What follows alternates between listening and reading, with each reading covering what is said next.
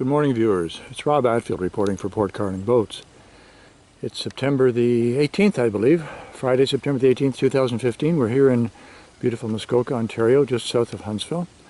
And I'm reporting on what I hope will be the fairly final stages of my restoration of this 18-foot Thompson runabout. The boat was built in 1963 and owned by the same owner until last year. I purchased it for $1,500 in Michigan, complete with trailer, and it certainly needed a lot of work, which I didn't realize at the time. The interior had been carpeted and there was a significant degree of dry rot in the hull, among some other issues. We brought the boat back to Canada, Ontario, and started stripping her down. In the end, she required 15 new ribs, a new interior keel, and 3 new planks to make her sound again for the water.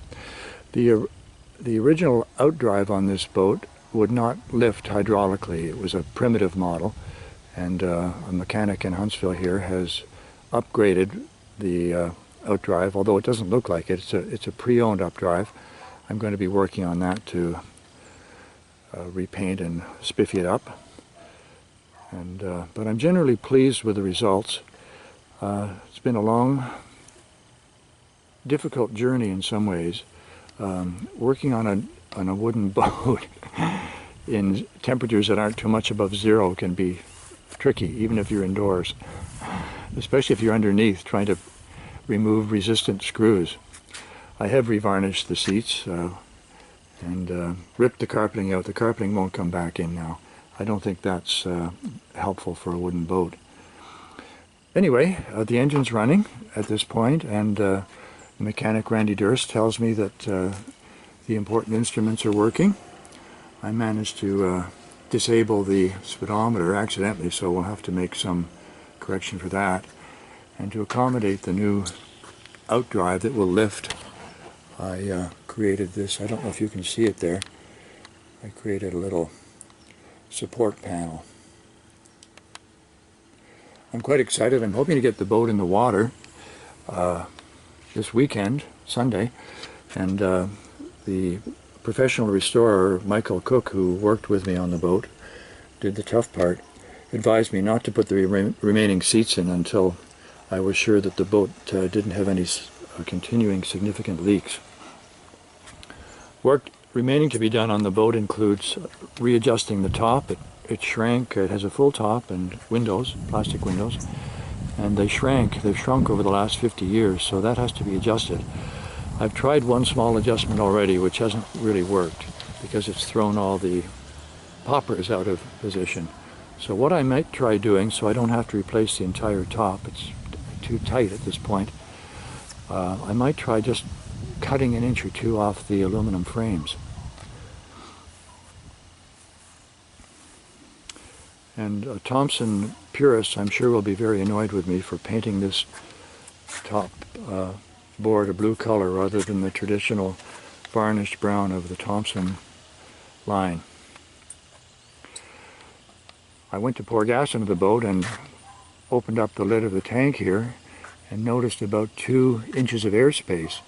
The tank had slipped off its moorings and had fallen about 4 or 5 inches into the underdeck area. So strengthening those supports and getting the tank back in place was a major hassle. It's so tight under there that there's hardly room to breathe, never mind putting in screws and bolts and so on. However, it's done. Before I close, I'm going to just do a free ad for something called Seafoam. I'm not honestly a paid employee of the Seafoam company. However, Randy Durst, the mechanic that worked on the engine for me, highly recommends this product. He suggested that I add it to the gas tank. Not only does it stabilize the gasoline for winter use, apparently it helps to clean the carburetor jets and remove carbon from the operating parts of the engine, and does several other functions as well. So if any of you are struggling with an engine that's sort of perhaps running rough or not running well at all, you might want to try a little bit of this Seafoam. to see if that helps your engine performance. Apparently it's available regularly for Canadians, even in a Canadian Tire apparently. I'm not sure where you'd find it in the United States, but I'm sure West Marine would probably carry it. Anyway, just to report on the final stages of the restoration of this 18-foot 1963 Thompson. Over and out. Well, it's D-Day, viewers. It's a couple of days after my last video, and we're about to launch in the water. So I'm thinking I should probably have a rosary or a prayer book on board. The interesting question will be, how much water will she take on? I'm going to have to run with the engine cover off. The bilge pump the blower has decided to malfunction today, but we're going to launch her in any case. Wish me luck. Well, viewers, we finally launched in the Muskoka River. Luckily, my wife wasn't filming while I was trying to back the trailer into the water, because it took about 10 times with a lot of colorful language in the process. However, she's disconnected from the trailer, and I'm not hearing a whole lot of glug glug glugging. So far, so good. Of course, the issue on a newly relaunched vessel is how much water is she going to take on.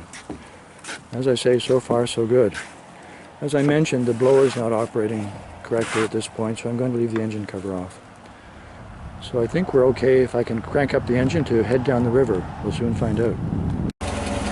Well, those sounds you're hearing are our engine running. Another great relief. The gauges appear to be working. I'm going to watch that temperature gauge. It hasn't moved much over the 100 mark. We've been running for just a couple of minutes in fairly cool water. Oil pressure seems pretty good at 30, running about 700 RPM idle, and a little noisier than we would be with the engine cover on, but we need to be safe. I think we'll take off very shortly. Well, viewers, here we are finally at last on the Muskoka River under our own power.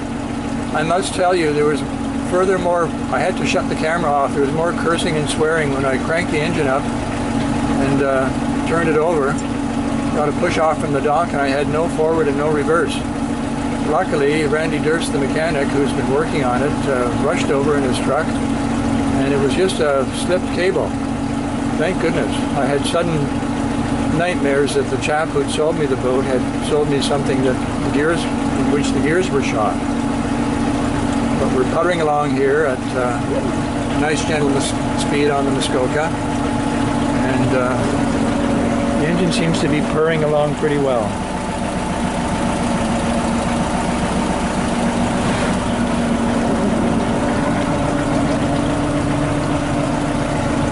Beautiful time of year on the river. Still got a nice warm day here. It's about 20 degrees. And with a few more nice days in store. We've just got the boat in the nick of time. I wish we could have been ready for the full summer in pleasure, but better late than never. And I'm so happy that it's running, seeing as this engine hadn't run in 5 or 6 years. I was concerned that I might have a fried engine, or certainly a seized one. Luckily, that's not the case.